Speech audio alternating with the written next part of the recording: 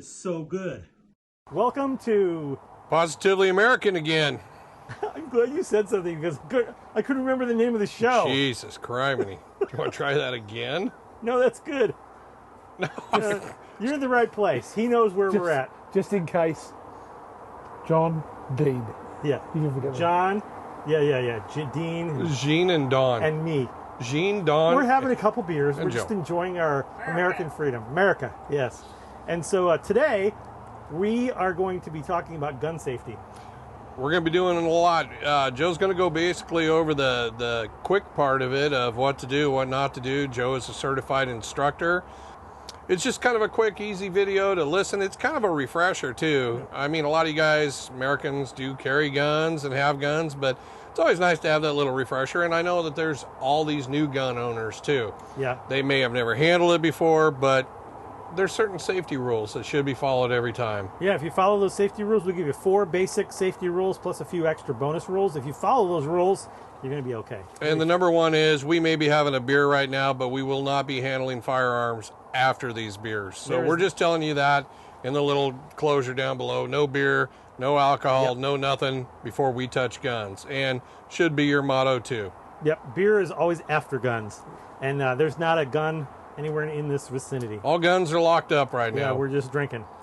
I learned this thing where when I got the drone pilot's license, they said, it's the same thing they tell regular pilots. They say 8 hours bottle to throttle. So like, don't drink with, make sure there's an 8-hour period between the last drink you had and flying.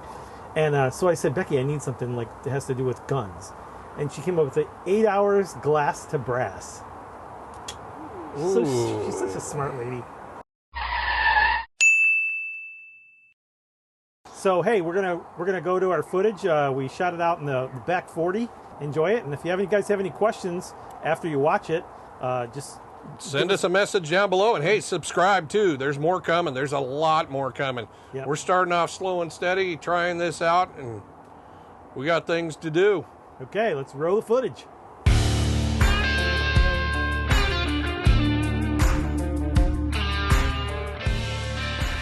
So I'm going to talk to you guys about the 4 cardinal rules of gun safety, and then I'm actually going to give you 2 bonus ones too. I've learned all of these because I've gone to classes and learned them. I've not learned any of them the hard way, and I don't plan to. No. Yes, that would be a bad thing. So the 4, I'm going to start off with the 4. Now this gun is loaded. Now you'll notice, like as I'm holding it, I'm pointing it not at anybody. I'm pointing it at the ground. I also always have my finger up here away from the trigger. That's really important.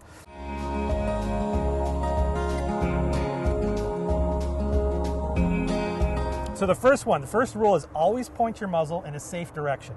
So you never want to point it at a person or an animal or anything that you want to destroy, because the bullet comes out the front, and once you pull the trigger, it's flying like faster than sound. So it's a life changer. You can't stop it. No, you can't pull it back. So number 1 is where you point your muzzle. And what they call it, if you pointed at somebody, like if I have no gun in this hand, but if I just was talking and I went like this, that's called muzzle sweeping him, and that's a very bad thing. You never want to do that.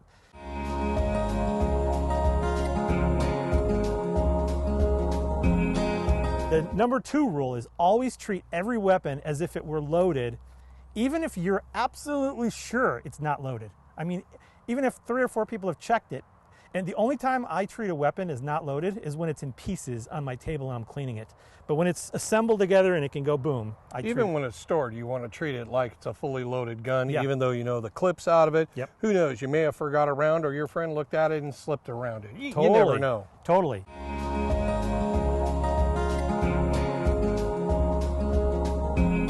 And number 3 is always be sure of your target and what's beyond.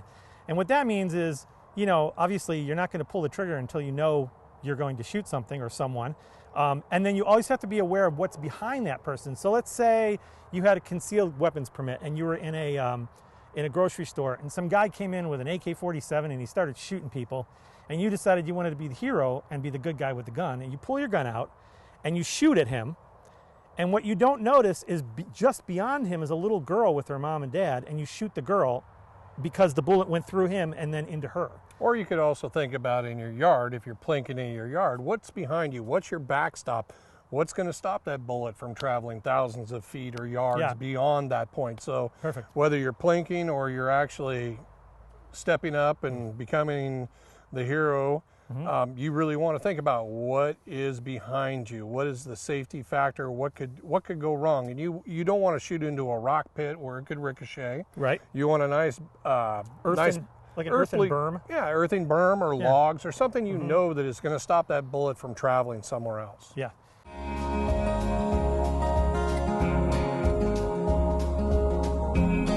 Number 4 is always keep your finger off the trigger until you're ready to shoot. And you can see I'm doing that as I'm holding the gun. I know that this gun is loaded, but even if I didn't think it was loaded, I still would never. Now, if you hand someone a gun, especially someone who's never shot before, first thing they're going to do is their finger's going to go into that trigger well there. It's a natural form. It's just a natural thing, but you don't want to do that.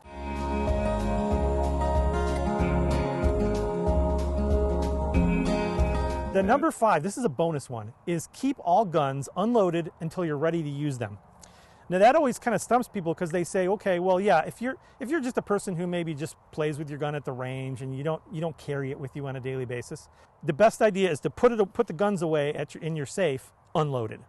And also unload the guns when you're going to leave the range, and put them into your cases unloaded to transport. Now, if you're concealed carrying, people will say, well, then what would I do? You mean I can't have it loaded while I'm driving around? No, because once you put a gun in your holster for a day out with a concealed carry, you're using the gun. So technically, you can load it because you're actually using it. You're not firing it, but you're using it.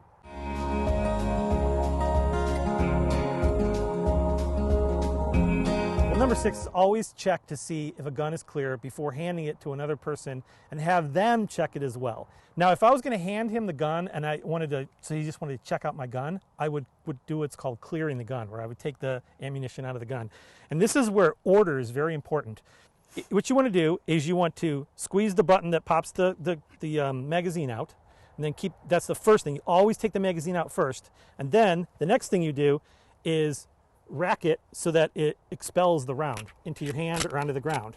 And there's the round right there. Now I know that this doesn't have anything in it. Now the order thing is important, because imagine if I would have racked it to pop one out but left the magazine in. All it would have done was it would have popped that one out, and then it would have extracted one from the magazine, and the gun would still be loaded. So you always have to do the magazine first, then rack it. And then what I'll do is there's usually a button on most semi-automatic pistols that is like a slide stop, and so I'll push it out, and then you can see then it opens up the slide, and you can see down into the barrel. That's true with a revolver. Yeah. You would swing the chamber open so they could see that there is no bullet. So I'll look at it and I'll say, it's clear. I can see down in there. And you can even, I recommend you also use your fingers too, and just touch in there and feel, and then also touch in here and just feel that there's nothing in there. So if I'm going to hand him the gun, after I look myself, I touch in there with my finger, I touch in there to make sure there's no magazine, I say it's clear. Instead of handing the gun like you would think like a knife with the handle first, hand the gun kind of backwards, where the person can't just get a grip on it right away as far as like shooting. They'll have to like reposition in their hand. And I'll usually say thank you to let them know that I have it. And then I'll take a look at it, I'll inspect it. I'm not going to wave the gun around or point it at my hand or anything like that. And then when I go to hand it back, I usually hold it like this, and then I'll hand it back to him and let him know that I have total control of the gun. I'm handing it back to him safely, and the weapon won't discharge.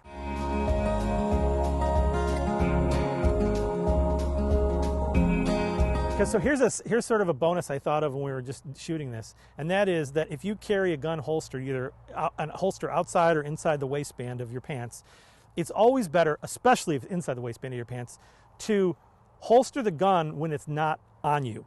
So, like this gun right now, I've checked, you can verify that's clear, right? It's clear. Okay, so I'm going to close it there. And doing this, putting it in like this, you could snag it on something. And when you do that, I just shoved my belly, didn't I? Yeah. When you could snag it on something and pull the trigger, and then you could shoot your foot or your leg or your femoral artery, and that would be very bad. So what I usually do is, when I'm at home, is I have the holster out, and then I carefully, pointing it in a safe direction, I always inspect the holster to make sure there's nothing like sticking out or anything like that that's going to hit the trigger, and I holster it, and then I put the whole holster away. And that's going to serve you well. It's a good safety technique to make sure you don't shoot yourself. It's always a good thing. And it's always that 1 second that could go wrong. Yeah, yeah. So that's pretty much I think that's it. If you want to add, you have any more to add? No, I think you did a Because truth be told, John's the one that taught me how to shoot, and he taught me gun safety. It's not my fault. Yeah. But then I went on and became an NRA instructor. And He's done very well. Yeah. He's actually taught me a lot of things too. So things I forget, and that's the whole thing. You may forget that one little thing, but it's that split second you'll remember. And you can't take it back once that bullet leaves the chamber. So that's it for now, and we'll see you back wherever we're shooting the rest of this episode. Hey, we're back. I hope you really enjoyed the little refresher course, or maybe it was the first time you ever heard about gun safety. We just covered like the basics, and you know, this guy right here taught me everything I know about shooting, and don't blame me. I'm glad I was able to share it with you guys. Don't forget to subscribe, and we will catch you next time on Positively American. Woo.